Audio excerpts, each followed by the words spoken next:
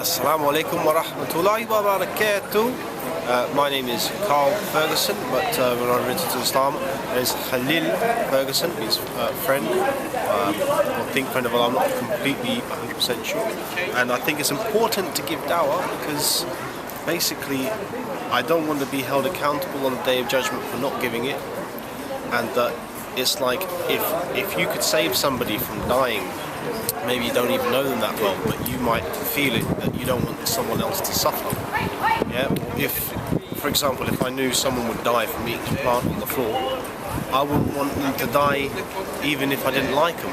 Yeah. I would try and stop them from eating this plant. Well, this is just the now. When we die, there is a life after that. So naturally, if one is inclined to believe, like I am, that there's a paradise or a hell, I don't want anyone to suffer in hell, so I'm going to try and pass on the message. Now, all I need to do is convey the message. They don't even have to care. They could hate me, they could throw mud in my face. But the bottom line is I've conveyed the message, and if they don't want to listen, then fine. Everything's based on a choice, and whether they have a concept of any kind of spirituality, or they're just dealing with what they can see and touch and not see beyond that. So it's really trying to get out there and ask people what they feel the purpose of life is, to contemplate and reflect, because too easily we'll look at a tree and dismiss it, the clouds and dismiss it.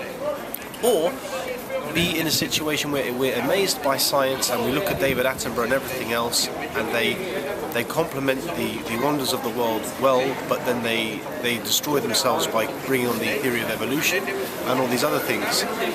Basically, our environment is a sign, and even contemplating oneself and one's own self-existence and the design of one's body and the functions that we have.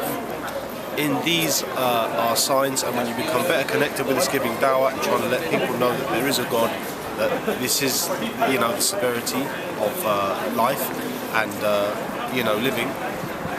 The Muslim, alhamdulillah, if he dies, he dies. If he's doing right, he's not that distraught because he knows it's not the end. He's distraught because he fears God, but also at the same time balances it with hope, because God's mercy is greater than his anger. But if you do not come correct, then you will get the wrath. But it only makes sense because if bad behavior should be punished, then good behavior should be rewarded.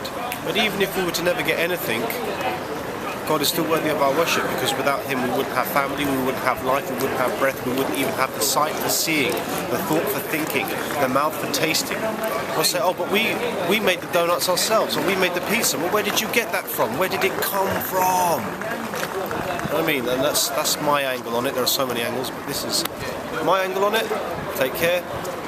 I love you all, believers or whether be disbelievers, for the sake of Allah. May we all be guided and be in paradise. Alhamdulillah and Allahu Akbar. And come here, Sabra, I've got to give you a hug, man, because I love you. You're funny, man. You're a funny guy.